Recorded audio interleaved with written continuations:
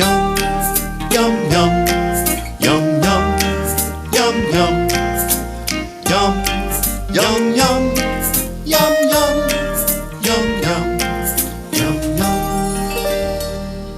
yum. Welcome to PJ Billington's at the Ramada Hotel in St. John's. PJ Billington's is a restaurant with an eclectically attractive decor. And it even has a sunroom, which is great for those of you who like lots of daylight with your meals. Hello, I'm Karl Wells, food critic for The Telegram. And I'm Chef Steve Watson of Central Dairies. Steve, it's great to be here with all of this wonderful daylight, especially this time of the year. It's beautiful, and Bob McDonald plays here every Saturday night. To brighten things up even more. There you go. Bob is great.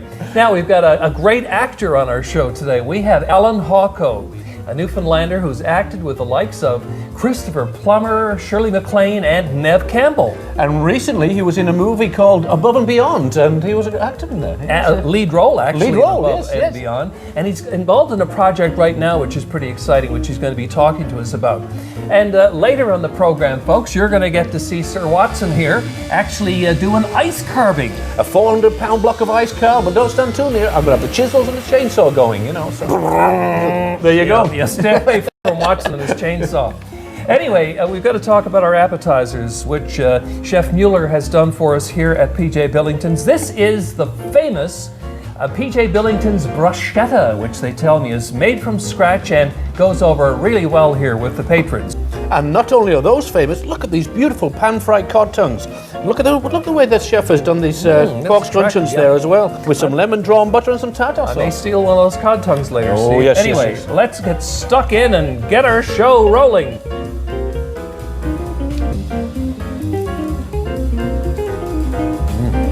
That does taste like it's made from scratch. Well, our guest in the kitchen today is a very busy young fella. He's an actor, producer, writer, director. He's been in films with the likes of Shirley MacLaine, Christopher Plummer, directed by Sir Richard Attenborough, no less. He's involved with his own theatre company called the Company Theatre, and he's currently on the Movie Network in a series called Zos. Welcome, Allan Hawco, to One Chef One Critic. Hey guys. Great to see you. Alan, great to see you here. With a schedule like yours, I'm surprised we managed to get you into the kitchen today. Well, I'm very hungry. Yeah, well, you do have to eat, right? This is the only way I get to eat when people That's cook right. for me. So Yeah, your body is your instrument when you're an actor, so you've got to look after it. I like to feed it very well. Yeah. Steve, tell us what you're going to cook for Allan. Actually, Alan, what I'm going to be making today is a pan-seared salmon with a roasted tomato and roasted red pepper dressing, and we're going to be serving that with a arborio rice, a risotto. So Sounds good. maybe we should get started because we've got quite a bit of work to do. So first of all, what I got here is a beautiful fillet of salmon here with the skin on. So I'm going to remove that first. Now you can keep it on, but we're actually going to be presenting this on top of the rice. So it's going to be hard to get that skin off afterwards. So Actually, it's healthier to leave the skin on. absolutely, Cal. Yeah. Because there's all kinds of nutrients in the skin and between the skin and the flesh there. Tastes pretty good too. So Oh, yeah. So do people usually not like to have the skin on? Skin on, especially now. Most people actually in Europe, the skin had to be on so you could tell which kind of fish you were actually eating, and with the head on as well. So. I was going to get you to save me that skin. Oh, there you go. Cook that on its own. crisp Oh it up, yeah, crisp it on. Actually, or some smoke chefs it. do put it on a cookie sheet and crisp it up in the oven and use it as a decoration. Sometimes I've seen it used. So we'll get 3 nice portions here. How does that look? It's good. Or I would have saved the skin for my dad. He'd probably just eat it raw. Yeah. Really? Dad'll eat anything. There we go. We'll keep that. So, Allan, you're from the Goulds? Yeah, originally from Bell Island. I was born in Bell Island. Dad worked on the ferry, going Yep. back and forth, but we moved to the Goulds when I was about 3 years old. So I grew up in the Goulds, but I have a pretty strong connection with Bell Island. So you call yourself a Gooligan? I am a Gooligan. I am a Gooligan. I'm a hooligan from the Gooligan. Yeah. So what we'll do now then, Alan, we'll just put a little bit of oil in our frying pan, and also, Carl, we'll get that start the rice, and we'll put a little bit of oil in there as well. Okay, beautiful. Not bad. Then we'll slightly season it, just with some salt and pepper, because we're going to be adding all our dressing to it afterwards as well. See, so Allan, your series right now, Zos, is on the Movie Network. It's on Monday nights. Just tell us a little bit about it and the role that you play. I play Captain Mick Graham. Mick is a military unarmed military observer, for the UN. And it's like a war-torn, fictionalized Bosnian town called Jadec, and it's sort of this conflictual sort of war-torn town. There's all this sort of action happening, and my character is one of the characters that's sort of trying to keep the peace. It's really, really, really good television. Wow. Aside from me being in it, I mean. Well, I've heard some really good things about I'll it. get you to start adding the onions to the rice there. Okay, in go the onions. In go the onions. We need them to be translucent, okay? And Alan, I'll just put the salmon in. Sure. We'll keep an eye on that. What do I do? I'm going to give you this spatula, and when it's ready, we're going to get you to turn that over. Sure. So, Do you want me to poke it? oh, do whatever you wish. Does that do anything? No. I'll just leave it as it is. Is this like a good cooking method? Just poke salmon? Absolutely, yeah. Just like poached salmon, right? Yeah, you could call it poke salmon. But the show's really, really, really proud of it. And there's some really great actors in it. Colin Meaney's in it, Oh yes, yeah. who did, Random Passage. Random Passage, Years ago, And he was also on one of the Star Trek series. Yeah, he was on Deep Space Nine and Star Trek Next Generation. So while that's cooking there, I'm going to make the dressing now. So I'm just going to add some sun-dried tomatoes, some roasted red pepper, a little bit of parsley, there, and some oregano, some dried oregano in there as well. Now, would you ever use the fresh oregano? Absolutely. But for this one, I think it's going to be more pungent with the flavour going through. Okay. And it's going to lose a little bit of its colour when it goes into there. The interesting thing about oregano, is that fresh oregano tastes completely different from dried oregano. Exactly. And so sometimes you want to use dried because it has a different flavor. Altogether. It's unlike a lot of other herbs that don't really taste as good dried, but oregano tastes quite good dried, specifically because it has a different flavor. Wow. Okay, so we'll just add some olive oil into there. I do know some things about them. Yeah. Very, These very critics, impressed, right? yeah. These critics. I'm impressed. He reads lots of books. So you went to London to learn how to speak like a Brit for right. this series. I went in undercover, me and a buddy of mine who was in Closing the Ring, the film I did with that Richard Attenborough directed. He and I kind of went undercover in London and pretended to be Brits, working class Brits, and it was a lot of fun. It was terrifying too, right? Because you're trying to... Yeah, you don't want to get caught out. Yeah, because they're liable to stab you in the face if you think you're making fun of them. Well, tell me about it. those these guys are like. These British people are not to be messed Oh, with. yeah. No. Especially I have to keep an eye on that one. Especially the chefs. Yeah, Very temperamental. Gordon Ramsay is like a pussycat compared to him. Actually, I shot him. It's funny. I shot a movie in Ireland called Love and Savagery that Barbara Dorn produced last summer, and we were in a restaurant somewhere in Kilkee, and Gordon Ramsay was in there. Is he the crazy yelling chef? Yeah, he's the crazy one. He swears a little bit as well. uses- You can add the rice to that, Karl. He uses bad words. Right. Or good words. Depending So on what who I've done here, I've added a little bit of lemon juice. I'm going to add some chicken stock to that as well, you ask. Nice. and then we'll just turn the blender on. I should be writing all this down. Oh, I'll have the recipe for you. All right. We'll have a recipe for you, and then you're going to give us a recipe later on. Very quickly, see that nice colour coming through and the aroma coming through there now as well. So that's all we need. Okay. Nice. Okay. I need to get a blender. Okay, now we can just turn the salmon over. You going to be okay with that? Have I been falling down on the job? No. I forgot to ask if you liked salmon. Do you? I love it, yeah. I mean, I'll eat anything except for peanuts. Yeah. I'm allergic to Oh, peanuts. you are allergic to peanuts. Yeah. A lot of people are these days, and it's actually quite serious. It is, yeah. What about this one? Nope, that one. You want me to do it, or are you okay? No, I'm all over it, man. You're not taking my only job. Oh, Jesus. There we go. Perfect. You all right? No burns there? No. How's that, Karl? Is it all right there? It's looking fine, yeah. Okay, maybe we should add some chicken stock to that. Chicken stock to the... No, rice. to Karl's there. How's that? Okay. And Is that for me to drink?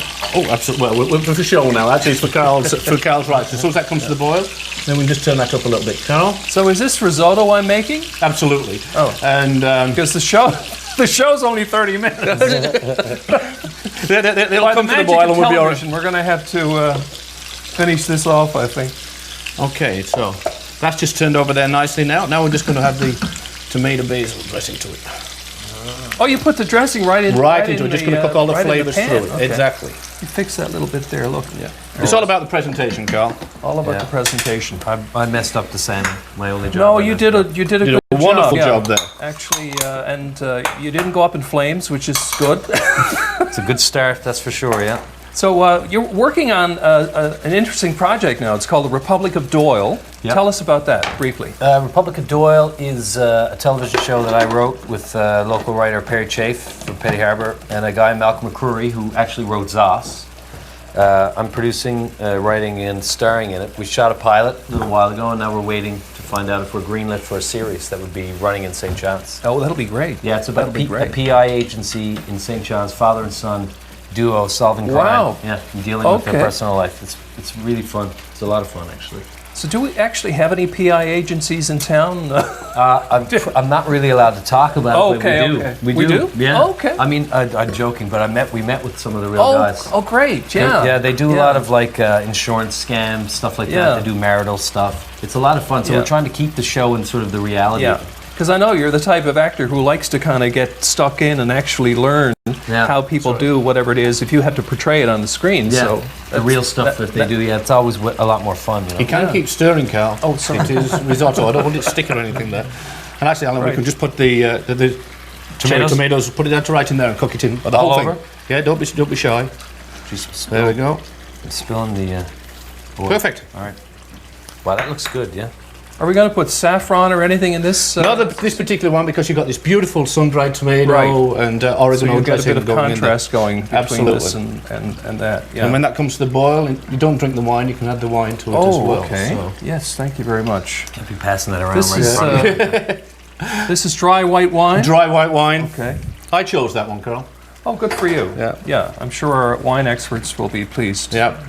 Yeah. And of course, we've got all our ingredients today from Coleman's in Mount Pearl. and Yeah. I was going one to of ask you our where you got sponsors. the sun-dried tomatoes. Yeah, a good game from Coleman's. Yeah. And then I just boiled them for a little bit in a little bit of white wine and then just marinated them in a little bit of olive oil. You boil them in white White wine. wine, it's a little bit of white wine, yeah. That's a good move. Love the wine. Yeah. Love the wine. Oh so. yeah, I'm all over that. So some of your travels away, is there anything different that you've been eating? You were in Bosnia and all these kind Yeah, of I mean places? the food in Bosnia was very interesting. Like it's kind of a lot. Bosnia in general reminded me of Newfoundland. There's sort of like the Bosnian food, a lot of root vegetables, a lot of salt. Oh yeah, yeah. Like a lot it of felt- salt. Yeah, it felt like around the bay kind of cooking, right? Because Bosnia is an interesting place in that they have a lot of really good food, and then at other times they can, because the ingredients are difficult for them to get. It's like they're kind of have a very interesting situation there in the middle of Yugoslavia because they sort of lost after the war all their access to a seaport, so they're sort of landlocked. And everyone around them is sort of not necessarily that excited with them, so they don't get a lot of trade happening around them. I'm going to ask you to stir this now because I have to go down and pick out a wine to go with this salmon. Okay? Sounds good, So enjoy. I'll be I'll try back. not to mess it up. Yeah. Actually, once that rice is ready, I mean, we're going to be steaming some asparagus to go over the top of it as well. Over so. the rice. So we've got, I think we've got quite a meal going here. That's Hi, Andrea. Hi, Karl. How are you? What is this about Steve picking out his own wine? I heard he chose the wine for the risotto. He did. How's that working for him? I think. I don't know what kind of wine. Well, it was white. It was. I asked him, what is it? It's dry white wine. So it's a dry white wine. Fell off the back of a truck, no doubt. Have you been talking to Jeremy? Jeremy and I had dinner. Yeah. Oh, did you? Why am I not surprised?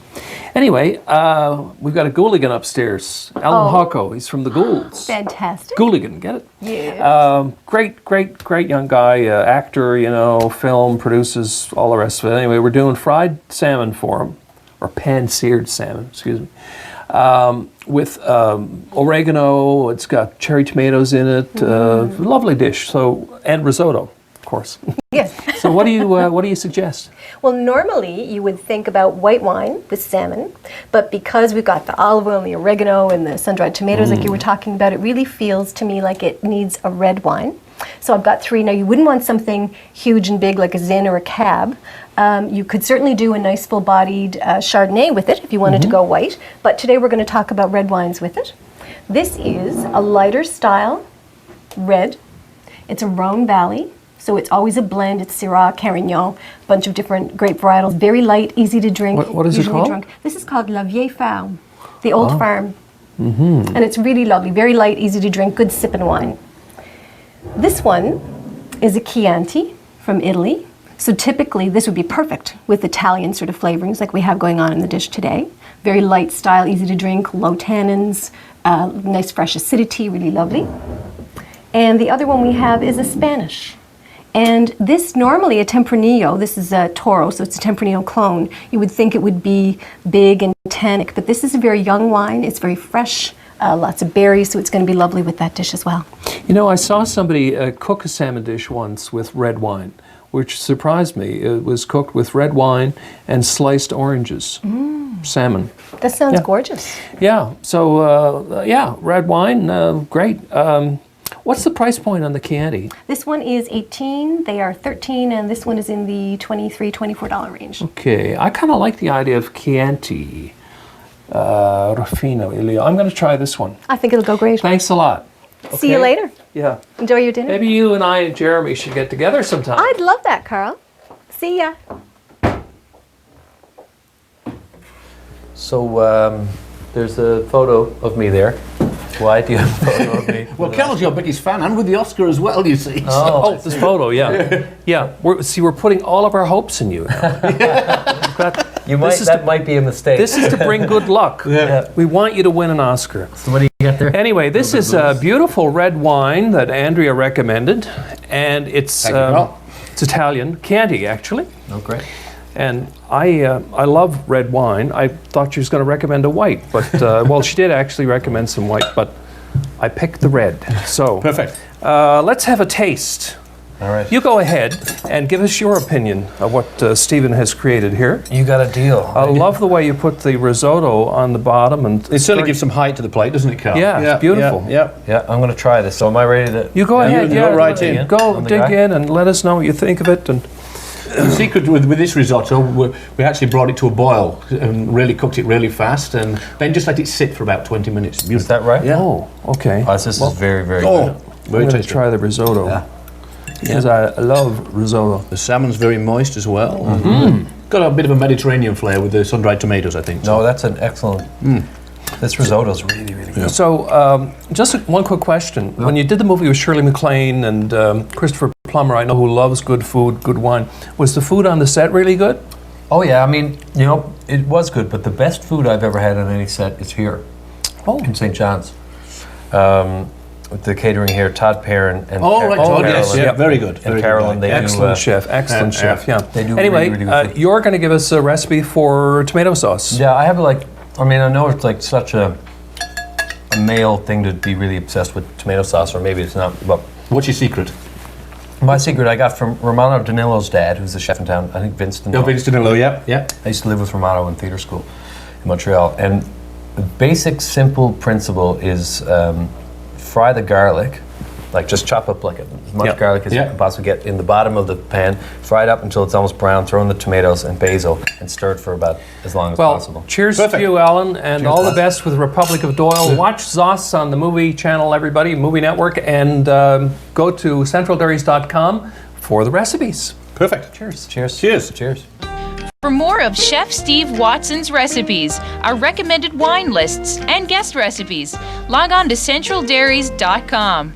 Have a recipe that you want to share with us? Send it along to onechef.onecritic@rci.rogers.com. Be sure to attach your name, address, and contact number, and you and a guest could be eligible to win a dinner for two at one of our city's finest restaurants. Let us know what you think of the show at 757-9600. I tell you one thing that drives me bananas, that's cooking pasta. I never know how much dry pasta to put in the pot for like 2 people, 4 people. I always cook too much. Good train of thought, Carl. 8 ounces of pasta, 8 ounces of spaghetti makes 4 cups of cooked pasta. Okay. Steve, I think this one would win first place in an art competition. I think you would, Carl, indeed. Isn't it a beautiful apple design? And of course, what Absolutely. I have here is a piece of apple tort. And I have this beautiful berry sidewalk here with partridge berries, blueberries, bake apples. Now that's a sidewalk I'd like to get on. Absolutely. Well, folks, we've got a real treat for you now. Steve is an ice carver. boy is he an ice carver. We're going to show you how he takes a huge block of ice and turns it into something amazing. Watch. Let's see if we've got our block of ice, we've got our tools, we're ready to go to work. Actually, you're going to go to work. First of all, let's talk about this block of ice because it's a biggie. How much does that weigh? Well, that particular block weighs about 350 pounds. Now, I never thought I'd say this, but it's actually quite beautiful because it's absolutely clear. Gosh, you can see clean Straight through to through the it. other side. Yeah. How do you get it so clear? Well, this is very unique because what we do, unlike normal ice where it freezes from the top down, this particular ice freezes from the bottom up, and it's slowly swirled around, and it's actually filtered 3 times before going into the tank, and it pushes all the impurities and all the air bubbles out. And you get a really good result. Absolutely, it'll be just as clear as your front window. Now, we have these crazy-looking tools here, which I notice are made in Japan. Tell us about the tools that you use for ice carving. Well, the Japanese are well known for their ice carving, so all of these have been imported for myself, and I have V chisels, I have concave and convex chisels, I have straight chisels, and I have some ice picks as well. But nowadays, what I use a lot of electrical tools. This looks like the type of chainsaw that you'd use in the backyard to saw the limb off a tree, is it? Indeed it is, Karl. The only difference is I don't put any oil in the cavity. The lubricant is the ice itself or the water going through the blade. Now, how do you come up with, a design? Do you work from paper or? No, Karl. All I do is go top of mind. Like somebody maybe request whatever they want, and I'll just go. Just like cooking food, it is an art. And myself, when I go into the ice, it's an artist's impression. Now, what's the very first thing you ever carved? I had a request, and that must have been about 15, 16 years ago. It was an anchor, believe it or not, for a wedding, and it turned out quite good, although I had to bring the ice in at that time from Moncton, New Brunswick. So the freight of it cost more than the ice. Yeah. So, did you go to school to learn how to do ice carving, or what? Karl, no, I'm just self-taught. I'm the only person carving at this present time this side of Montreal. Wow. Okay. Well, we're lucky you're here doing this. Now, what are you going to carve for us today? Well, Karl, I'm going to keep it in the mode of the show, One Chef One Critic, and I'm going to do a fish jumping out of water. Oh, and I thought you were going to say I'm going to carve you, Karl. Another day, Karl. Another day. Keeping in the mode of the show, I've always had the feeling you'd like to use a chainsaw. Never do that. Anyway, okay, I'm going to step out of the way and let's see you do your thing. Well, I'm going to put the chainsaw down, if I can just get the chisel now, and I'm going to carve my template. All right, we'll watch. Let's go.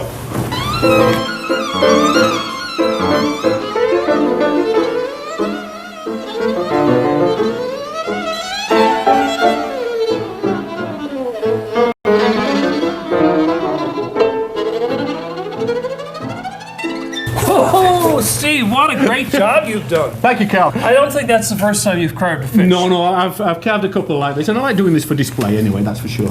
Yeah. So how long will it last like that now? Like before that, it melts? if it was in a bowl or in somebody's home, I would say 12 to 15 hours. That's no pretty problem good. at all. Oh, yeah. Thanks, Steve, for doing this for us. No and showing problem the at all. folks, and he's for hire, folks, by the way. Get in touch with the ice block. Okay? Thanks, Steve. Cheers. We've had a fun show today. We certainly did, Karl. That was an amazing job with the ice carving. Thank you very much. I'll tell you what, a few more lessons and I may go into competition with you. I'm going to start you off with ice cubes. Okay. Anyway, we've had a fun show. Thanks to everybody. Thanks to the folks here at PJ Billington's. And join us next week for another edition of One Chef, One Critic. I got a lot of really good stories from Shirley, and she's an amazing storyteller. One of the ones that she told, she's in Sammy Davis Jr.'s trailer. They're on a movie or something. He's in the bathroom. The head of the Italian mafia for Los Angeles is cooking tomato sauce in Sammy's trailer, right? And so he's cooking this sauce, and Shirley at the time, she's a real feisty gal. He says, "Come over and try the sauce." And she says, "I was on a diet and I didn't really want to eat the sauce, so I said no." And then he's like, "No, come over and eat the sauce." She says no. He says, "Eat the sauce," and she says no. No one says no to this guy, I guess. He grabs her by the arm, pulls her over to the stove and says, "You're going to try this sauce." And she punches him in the face. The head of the mafia.